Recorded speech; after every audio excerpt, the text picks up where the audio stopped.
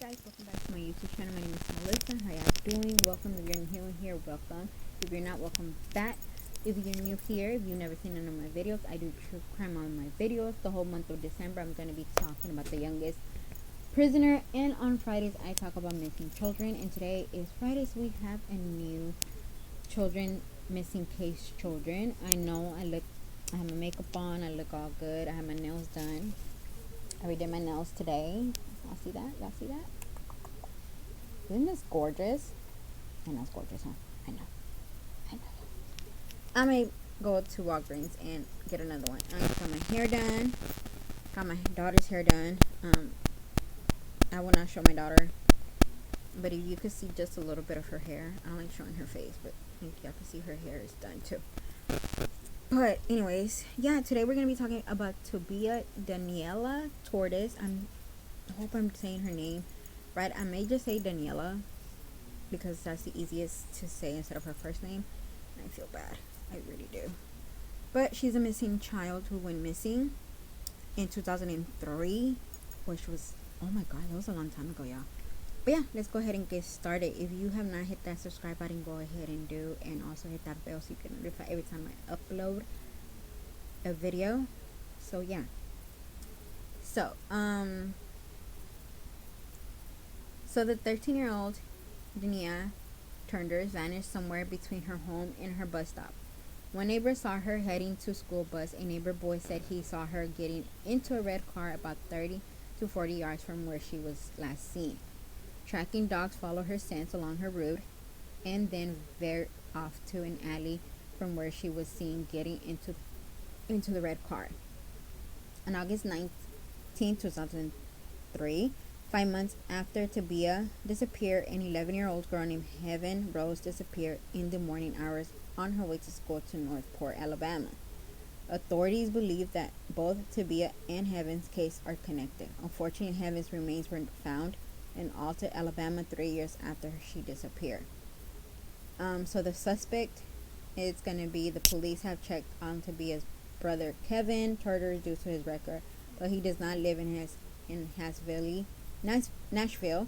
Police have also checked on a note written in TDT and MNTL. While TDT refers to her, MTL is identified and has not been revealed. Another suspect was provided by a prisoner's niche who caused a fellow cellmate of confessing to her abduction and murder in a message scratched into a window, but the lead failed to go anywhere and was resolved as a hoax. If unsolved, Tabitha was still alive. She would be in early 30s today. On January 2014, a note with the TDT and MNTL turned up, but it's believed that it has no reference to this case. Judy Yates and Examiner.com is the only journalist working on Tabitha's case consistently and has followed many leads. There had been much conflict information on this case, making it difficult to be solved. So let me see if I could find another website, because this was kind of okay. So I'm gonna read another I'm gonna read another website, and this was from the Childers Project, and it's gonna be it's gonna be the same thing, but I want to see if it's different. Okay. So she was missing on the 29th of 2003. Nashville, Tennessee, classification endangered missing, female, white. She was born February the 13th of 1990. She would be 32. Age 13 years old. Her weight and her height is 4'9" to 5'1", 90 to 100 pounds. She was wearing a light blue shirt, mock jeans, and red box sneakers. Caucasian female, sandy blonde hair, blue eyes. Tabitha had a birthmark on her abundant and a scar on her finger. Her ears are pierced and she has a fair freckled complexion. Tabitha was last seen by her family at approximately 7 a.m. on August 29, 2003, when her father walked her up in their home in the 1300 block of Leaning Street in Huntsville, Tennessee. She was watching television when he went to work. She was supposed to board the school bus at 8 a.m. at the 14th and Boscala Street. Witnesses saw her walking into the direction she was writing some papers as she walked and didn't appear to be in a hurry or looking for anyone. Tabitha did not get on the bus and never arrived at Bailey Middle School 2 miles away. Her parents contacted school that evening when she failed to return home. When they found out she had been absent from school the day, they reported her missing shortly before 6 p.m. She does not have any history of runaway, and her parents cannot think of any reason why she would want to leave her home. She was straight A student with a perfect attendance record. She was active in the choir at Stillland Baptist Church, and there's no evidence that she had a boyfriend. She was supposed to go visit the Six Flags of America Amusement Park in Huntsville, Kentucky, 2 weeks after she disappeared, and was very excited about the trip. She left behind all her possessions, including her clothes, makeup, and $20 in cash. Authorities still treated Tabitha as a runaway due to her age, but they now believe she was abducted. Her parents and two adult siblings were all investigated, and no one are being called a suspect in her disappearance. A neighborhood boy told police he saw Tabitha get into a red car with the man on the morning of her disappearance. He described the driver as an African American, 3 to 4 years old, wearing a baseball cap. The witness said once Tabitha was inside the vehicle, it reversed course and head back up the hill. The boy's story has not been confirmed, and some investigators doubt his credibility, but tracker dogs traced Tabitha's scent along a route similar to the one described by this witness. The dogs eventually traced her scent into an alley, a place Tabitha's friends say she would never have gone to alone. Tabitha's sister, former boyfriend, matched the description of the driver. He drove a red car, and he knew where and when Tabitha took the bus to school each morning. But police have never been able to connect him to her disappearance. Her parents stated they did not believe she would have willingly gone into a car with anyone other than a family member. A piece of paper found in Tabitha's room after her disappearance may have some connection to her case. The paper reads in Tabitha's handwriting, TDT and MTL. TDT are Tabitha's initials. The initials of the other person is unknown. Also found was a business card and Tabitha's name, address, phone number, and the annotations "Call me" and "Sexy girl." The letter of which was crossed out in handwriting as "Ghetto girl." The card turned out to have been given to Tabitha by a friend, though it had no connection to her disappearance.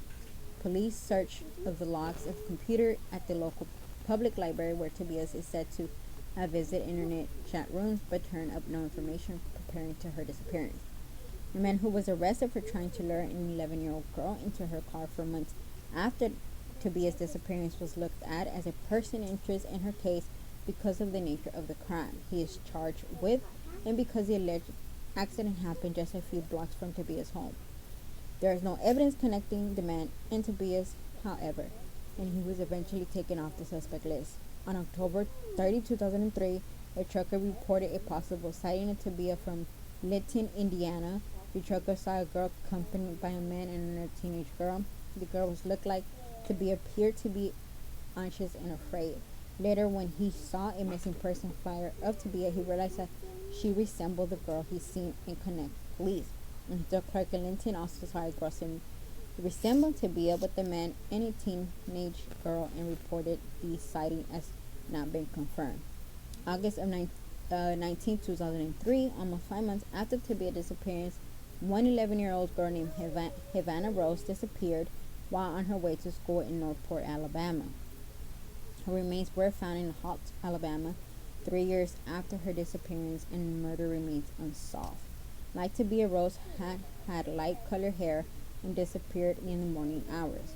On the way to school, authorities have considered a possible connection between the girls' cases, though the distance between Huntsville and Northport is great. So far, no evidence has been uncovered to link these two cases. Tabitha's case remains unsolved, and investigators are not sure what happened to her, but they believe she's in danger. In an investigation, if you have any information, I will leave the number in the description below so you could call. Just remember, you can stay anonymous. Remember, any small information y'all have, no matter how small it is, y'all go ahead and call the police. I hope it's been in 2003, and it's crazy to say that at that time, I mean, I don't know if she had a cell phone. Did people have cell phones back then? I'm just gonna tell you right now, I didn't, because my parents did not. I tried to get my parents to give me a cell phone. Trust me, I brought every excuse to the table. What about this happened? What about this happened? They were not giving me a phone. I don't know if she had a cell phone. I don't, and if she did, I don't think cell phones were easy to be tracked back then. I think. I don't know. Let me know if you know, because I don't know, because I didn't have a phone. But yeah, if y'all have any information, go please. I will leave the number of the police department in the description of this video. Like I said, y'all can stay anonymous, and let's get this sweet little angel back to her family, and hopefully they could give her a proper burial. I had a friend that I was telling her that I do these type of I talk about this type of stuff on missing kids, and she says, how does it affect you? And it really doesn't. It does, in a way. It does affect me. It does really hurt me, because these sweet angels are somewhere lost in the cold and wondering why they're there, and all that. And it really hurts, and I want to be the voice and let them know that they have not forgotten, that we have not forgotten them, that their family is still looking out there for them. So if you have any information of any of these cases of missing children, or any case that I talk about, period, especially the ones that are not solved, please, y'all, if y'all know anything, say something. It's a smaller thing. Even if you don't think it's important, trust me, it's important. It could be important. I will see you on Monday with a new case. I hope y'all enjoy your weekend and stay warm. I don't know if it's where y'all from. If yeah, let me know in the comments where y'all from. I want to know where y'all from. I'm from Houston. It's supposed to get cold this weekend. We don't know. I don't know. Hopefully it doesn't. But my daughter doesn't have school for 2 weeks, so I'll be staying warm. But let me know where y'all from, and if it's snowing where y'all from, I want to know. Leave it in the comments below. I will see you on Monday with a new video.